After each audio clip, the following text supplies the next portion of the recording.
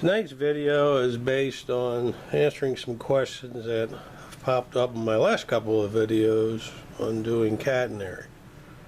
Before I do that, one of the things I want to bring to your attention is this critter right here. That's an MTH Little Joe. That's gotten a lot of bad press by people in the internet and other people who have them because they say they run horrible, even though it's pretty cool the pans go up and down themselves. It's not the engine, it's the electronics that are in it.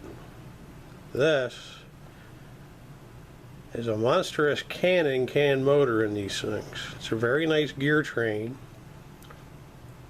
And if you take all that junk out, which, sorry MTH, that's what I think of it. This is a Loc Sound version 4 decoder in this one. Lately now you can use a version 5, but I make my own file using a Loc programmer, starting with a GG1 file and their library of all their electrics, and start piecing and puzzling everything together till I get what I want. There's the body for it. That's going to be the E75 when it's done. Blank the windows out on the BN. Just got to finish putting the black paint on it and some other odds and ends. But they're actually nice runners once you do that. I mean, they really run really nice. The Penn Central Alco Penzi sets a set of helpers from my buddy's railroad. They're used as pushers at Keating Summit. I just finished rebuilding those for them. Since the COVID, we got plenty of time. We haven't run that railroad since March, so a lot of time to work on motive power and fix stuff. But back to the original question. These here are Overland Little Joes. This one is an MTH. The one back there is an MTH. I did not change the pantographs on the Joes. The wire is set to run with the Joes, so it pretty much runs middle of pan, maybe a little bit offside, but you can see where the shoes are on here, the copper parts. But it might run a little bit to this side or this side. But you try to set, when you run the hanging catenary, try to use these as a test engine and try to set it to the center of the pan. And the box cab here, this is the E39 set, still under construction. The original pans, as I said originally, the shoes are too short, and where the swing radius is on these, the pan runs off the wire. So I changed these. These are E33 pans from Bachmann. That's what's on their E33.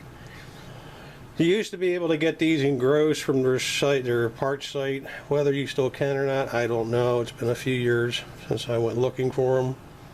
The only thing you have to do is you have to make the horn guards. For example, on I gotta find the zoom button. Yeah, so we can see it. But this part on the outside, it runs around. That's your horn guard. It's basically a square that goes around that. In the real world, when you came off from siding onto the main or vice versa, the wires, the siding wire and the main wire might be at a different height. So this will basically catch the catenary, push the pan down so the horns, which on the ends of your shoes, doesn't catch and tear everything down. Milwaukee used them, the Great Northern used them. Pretty much everybody else did not. So the only thing you have to do on these is make the horn guards. And that, basically, you just take some phosphorus bronze wire, 022 wire, and just bend it as a square. You kind of got to eyeball it, make yourself, make a take a piece of paper, do some measurements, make a template of it, and just bend it to that, and stick it on there, see if it works. And I just attach them with a little ACC, and they're good to go. This one here, my box cabs, both sets of my box cabs I got in the 90s. This set was originally with the 1917 front end, so I've been building the front end out to make it 1950. And this was also an A unit and 2 B units. This is the other B unit. The B units used to be A units, and I went the other way. I turned it back into an A unit. It's got the windows open on the ends and making a headlight and everything else for it. Well, here's another plethora of GEs. It's one of the reasons I wanted to model what I did. Some people have asked me why I picked Avery as the midpoint, and since this is the engine terminal Avery, this whole area is not done yet, as you can tell. The simple reason is if you have partial electrics and then you model part of the gap, it gives you the opportunity to do engine changes. You can drop the electrics, you can continue on without the electrics, just under diesel.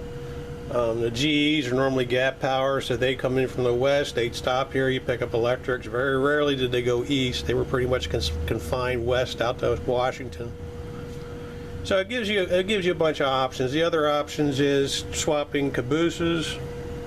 See, Washington State required retention toilets, so you see the stencils on the cabooses that say Washington State. Those are run-through cabooses. If you have a caboose on your train that does not have one, you have to swap the caboose out. So I have those set down at St. Mary's, so if you got a caboose that comes in with out of Washington stencil on it, you better swap the caboose there before you head on. So it gives people, it's another wrinkle to operate. And the other thing is, and I guess the biggest thing is, you can model from across Montana and Idaho, but it's gorgeous scenery, it's nice bridges, nice tunnels, but from an operational railroad standpoint, it's kind of boring. There really isn't much to do. There wasn't much industry. There's not much switching. And here, the way I have it set up, not taken away from anybody, but the way I have it set up, it gives me a little bit more flexibility. You do have locals that run. You do have different railroad interchanges, and that's the reason why I did what I did. So I'm sure I'll get hate mail for that. But the other question I got was, what do you do for attaching the down wires coming off the poles, which I can't think of the term of what they're called now, but well, mine's a terrible thing to waste and mine's shut. But anyway, here's your span wire coming across right here. That's a span wire. It comes through the pole here where it's notched. That's where it's soldered. And then goes down to the bench work. Now here, when you hit the bench work, give yourself about a 4-inch tail. And then I use a drywall screw that goes through the scenery. So it's either 1.5 inches or 1.25 drywall, 1.5 to 2 inch, depending on the thickness of the seam reach of the plywood. And you just make an eye on the end of the wire, much like you do for electrical, if you're doing electrical wiring. You just take a pair of pliers and make an eye on it, slip it over the screw, tighten the screw up, and that puts tension on this whole thing. And you do the same on the other side. Now this one here is bent at a 90 and goes down here because it's inside of the curve. But it's the same principle. It's screwed there, and it makes it, as you can see, it makes it very rigid. It's not going anywhere. The spacing on these poles here, it's 4 feet between the upper span wire and the lower span wire. The lower span wires are just pulled in and cut off flush here at the ends. Use yourself a nice pair of nippers that are meant for cutting heavy steel, not copper. You want something that's designed for cutting steel. And that's at a 4-foot spacing, and basically all up here in the upper staging from East Portal up to Alberton is all 4-foot spacing, because I cut a bunch of poles for single poles, like the one back there is a tunnel. And I had everything already notched when I realized I didn't need all this, so I didn't feel like making new ones, so I did that. The ones at Avery only have 2-foot spacing between the upper wire and the lower wire, so it's come down 2 feet on the pole and then another 2 feet. These ones down 2 feet and then down to 6 feet if you're using a scale rule. This pole here is an example of a pole to the inside of a curve. This is a dead man. In the real world, that's a telephone pole. It's set into the ground, and then it's bolted to the line pole. The line pole is the vertical pole that holds everything up. That adds support. The hangers on these are double. There's one here and then there's another one out here. You still have your, this is still your cross brace. That comes down and that hooks underneath. It's bent at a 90 with a U in it, and that hooks underneath here to support that. That's soldered.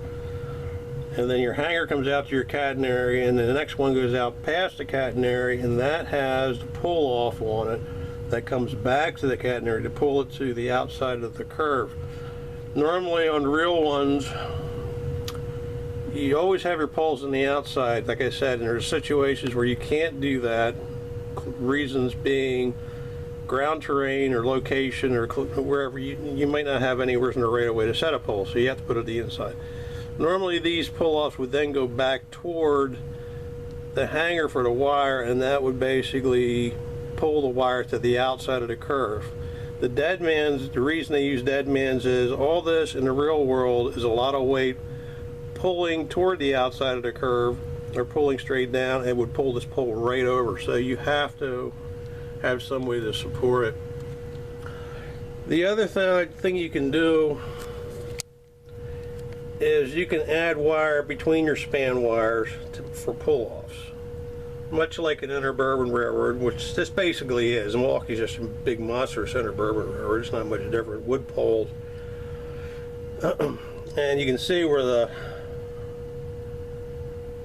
pull-offs are here, and this one's even longer that goes out to the other track to pull both wires toward the inside of toward the outside of the curve to keep them centered.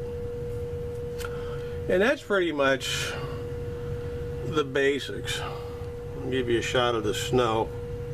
I know it's Montana, but gotta have a little snow. It's the Milwaukee. But that's pretty much the basics. This is the upper end staging. This is Alberton Yard. It's also the upper loop staging for a railroad. But you take your time, a little bit of planning, a little bit of trial and error.